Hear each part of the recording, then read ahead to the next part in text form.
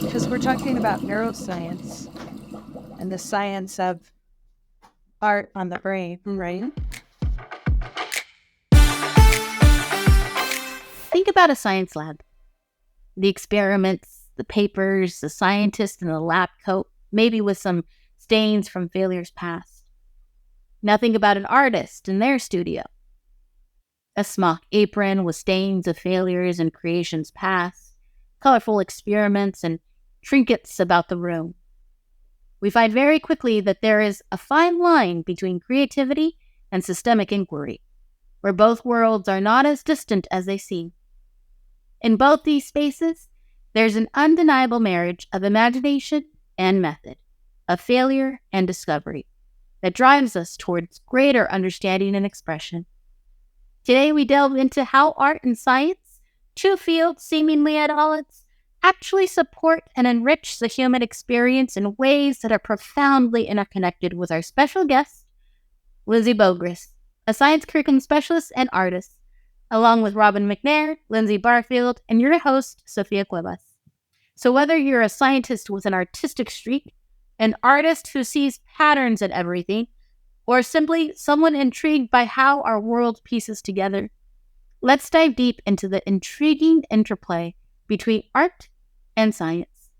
Together we'll discover how these two realms, often perceived as separate, actually intertwine and enhance our understanding and appreciation of the world around us, painting a vivid picture of human creativity and innovation. Let's join the conversation.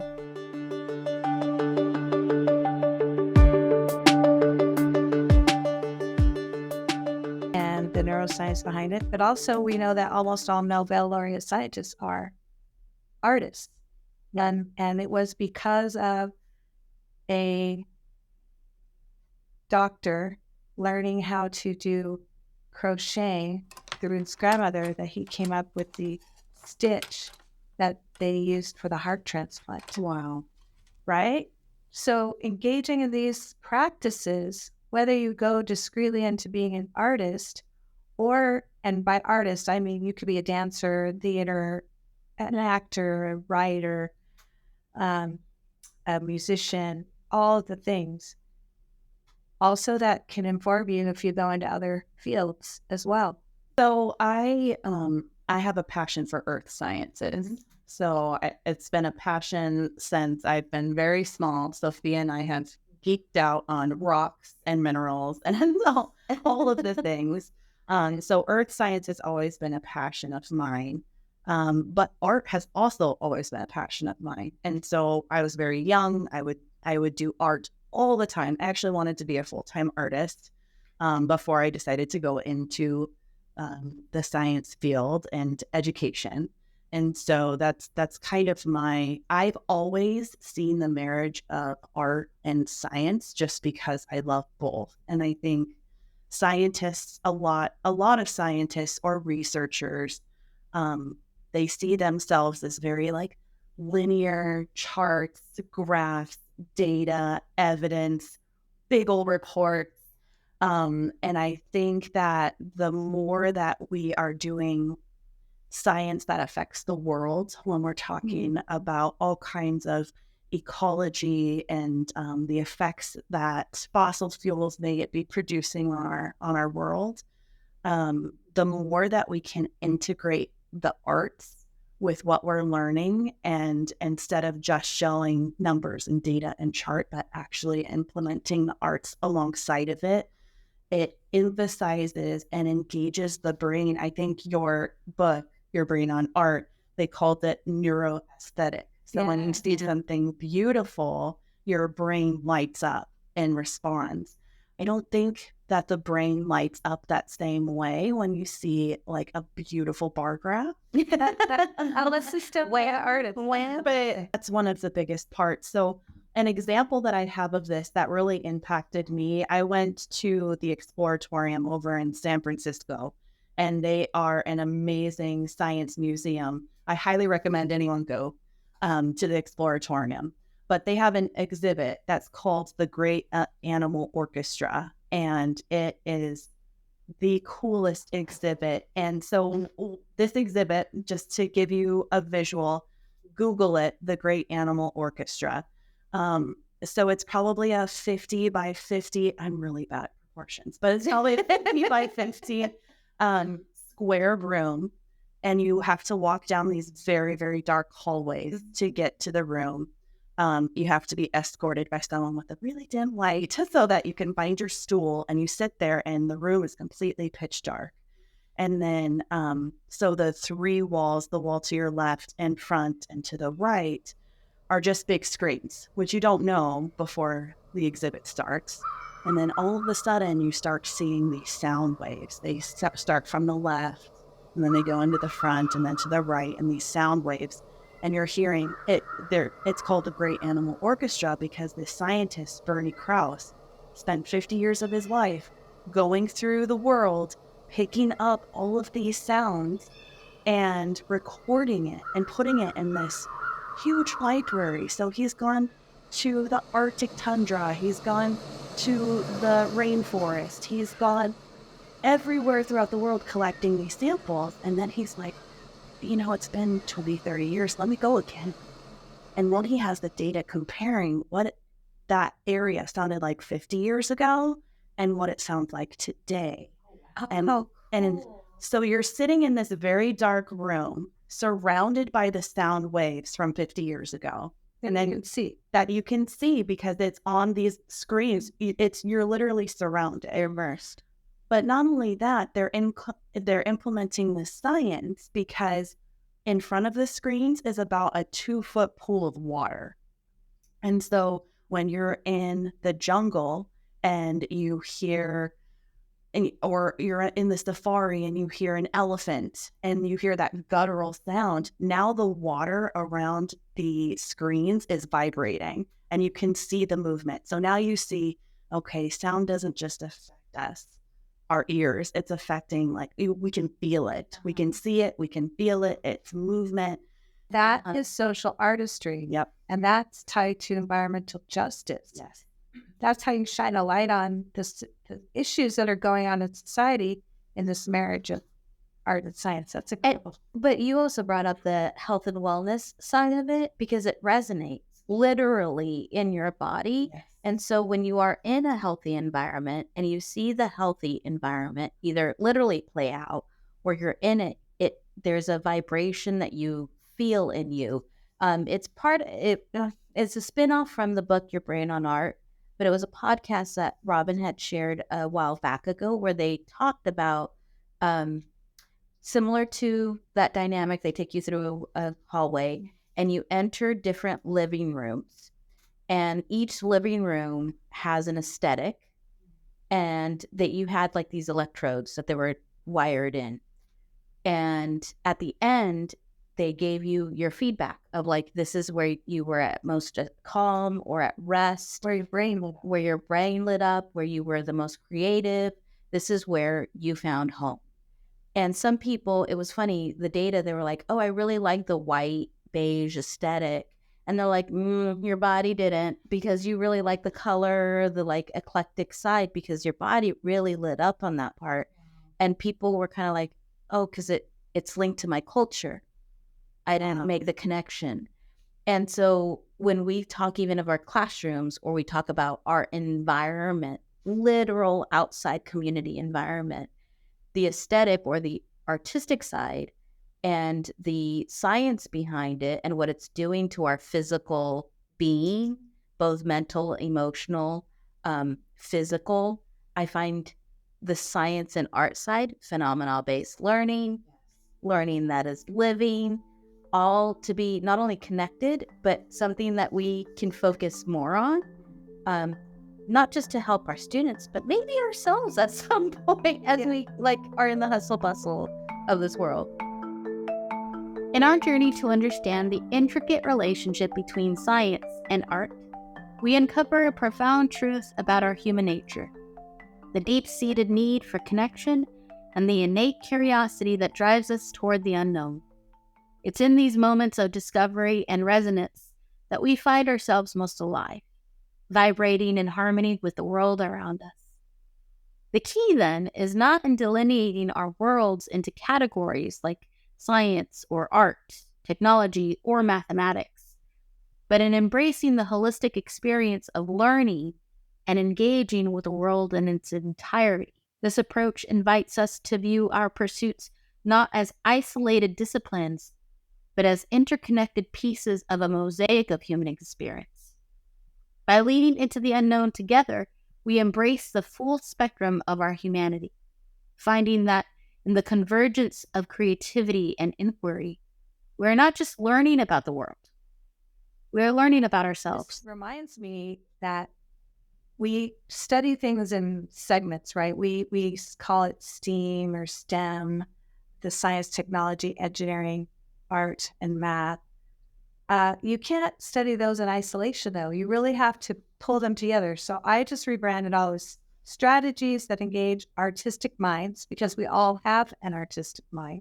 No, you just spelled STEAM. You never heard her say that before? It just is. Yeah, see, I am consistent. I have the same message all the time. People receive it at different points in their life. Eventually catch on. They all just witness a moment. My point being that we're asking people to go into these STEM fields, STEAM fields, or looking at those things. But if we really look at the practices of artists and scientists, there are similarities in the scientific method and the artistic process, and how you have a hypothesis, how you think about it and come up with a solution and, create something, and then you get results and use that data to inform further creations or decision or how that works. So what examples do you see of the arts and science practices helping each other in an integrative way? You're speaking my love language. I like that. Integration of all content areas. That is, when we talk about teaching the whole student, that's what we're talking about. We can't teach ELA and math and the arts and science in isolation, because it doesn't work, because we all need each other. A scientist can't communicate what they do without having those literacy skills, without having artists help show and express that research in a real way that makes those synapses pop in our brains. So that's something that I am very passionate about, is that integration piece. I was reading an article, it's called The Similarities Between Art and Sciences. And it said that art and science are both expressions of what it is to be human. And although that's what we're trying to do, as scientists, we're trying to express the human experience, and we're trying to explain things. And all of that starts with that inquiry piece, with that with the curiosity, with the, I wonder what happens if I do this. I wonder what happens if I do that.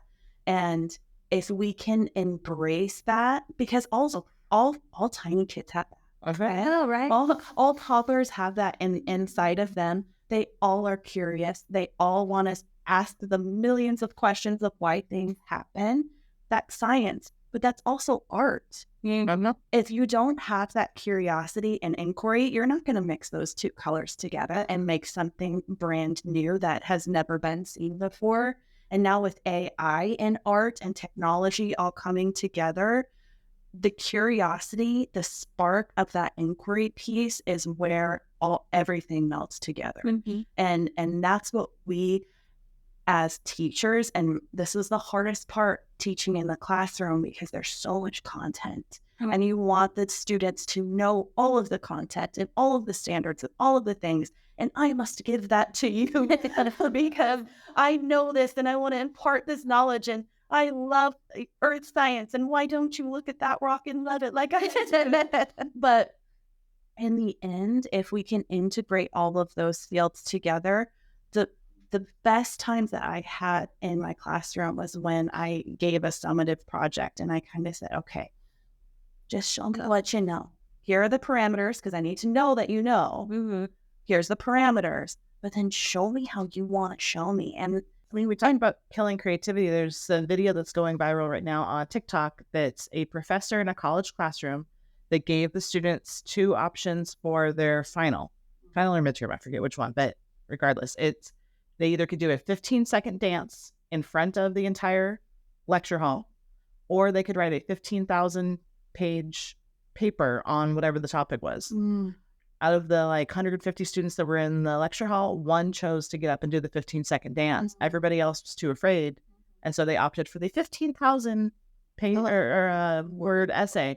And I'm just like, why? Because we've stuffed joy and creativity out of them. Yes. And the ability to take risks. If you're a scientist or an artist of any field, you have to be courageous to have an idea and pursue it, right? I'm very curious about this and I want to go there, or it's work. Somebody told me recently, choose your hard. It's hard to do 15,000 or it's hard to dance in front of people. But if you could have courage. Part of this is, I wonder, let's play, let's try. Right. And then but see the other attachment, and this is what I heard from the middle schoolers and high schoolers and adults, what's the product? Yeah. So if I have to shoot out productivity, I need to know now before I try and play and interact with anything. What do you want me to produce? And that's the beautiful part about our science standards now, our next generation science standards, is that we're trying to build that back in. We're starting with that inquiry piece in mind and just saying, I don't know, go. What happens if you do this or this? Or I'm not even going to ask you what happens. Here's some stuff. Let's play with it and let's see what we can come up with. And so much of that is hands-on and kinetic and art-based.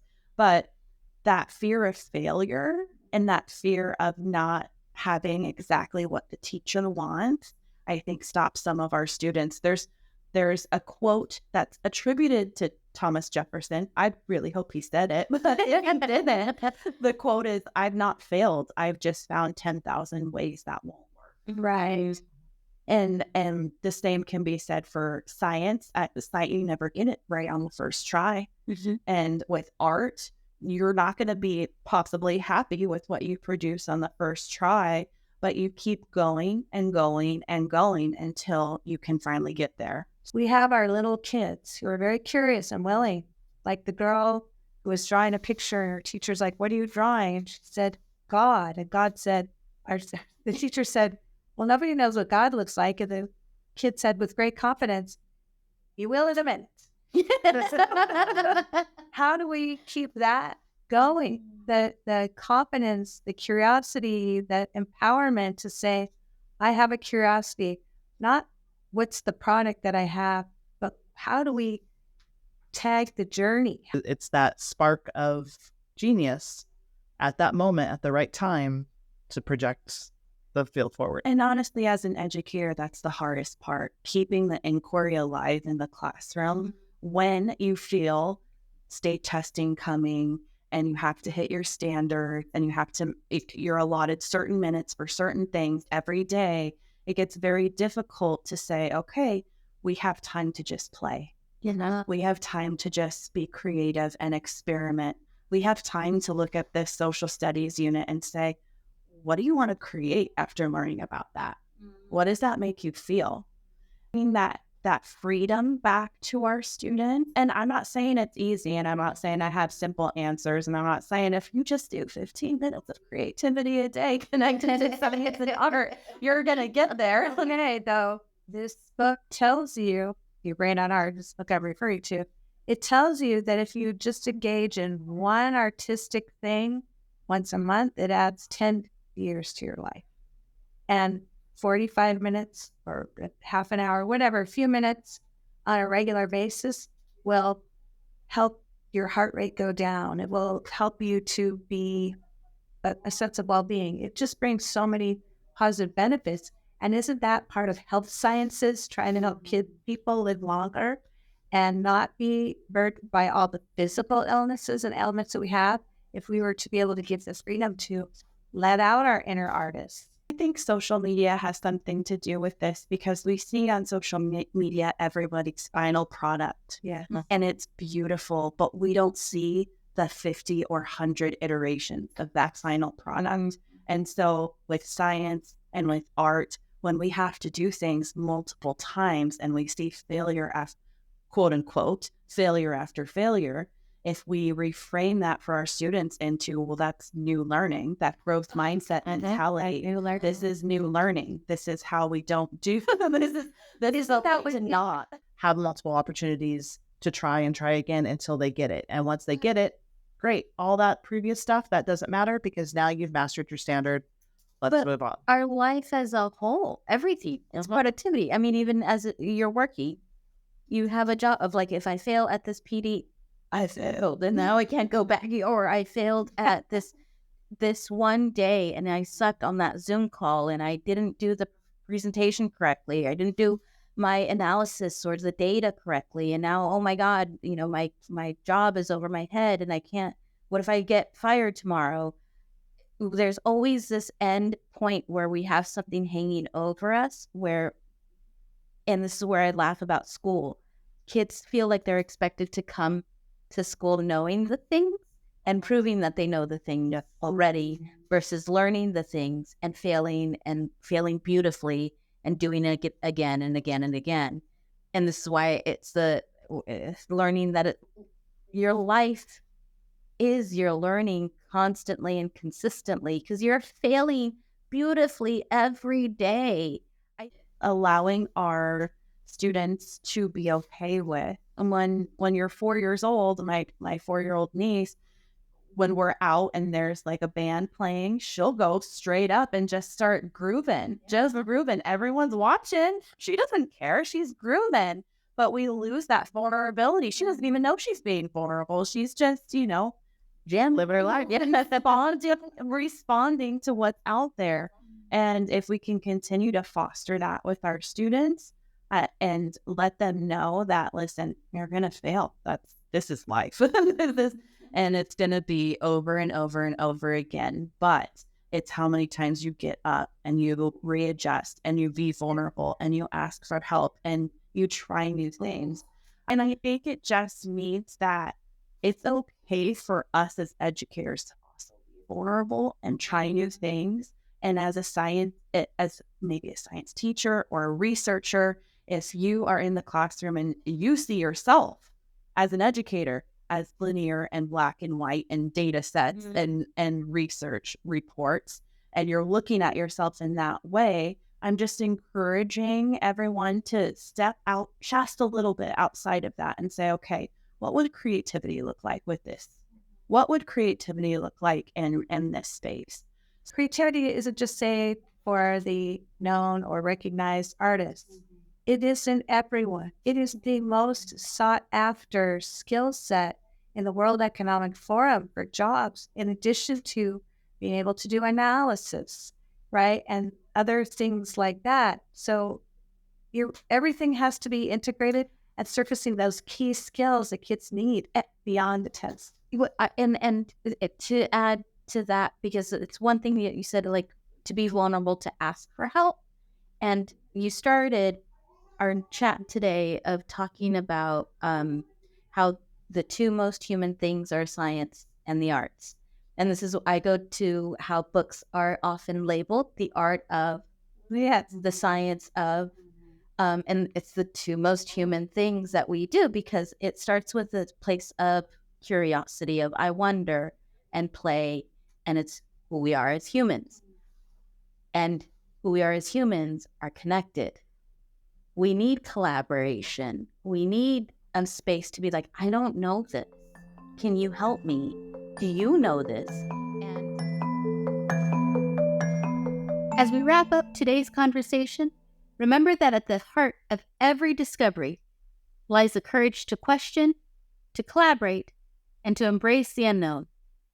Let this conversation inspire your own explorations, encouraging you to reach out, to experiment, and to add your own unique strokes to the ever-expanding canvas of human knowledge and creativity.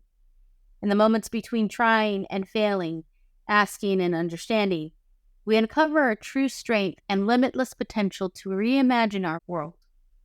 So let us step forward with curiosity, wonder, and an open heart, ready to turn every challenge into an opportunity to see the world anew. Until next time, thank you for joining the conversation.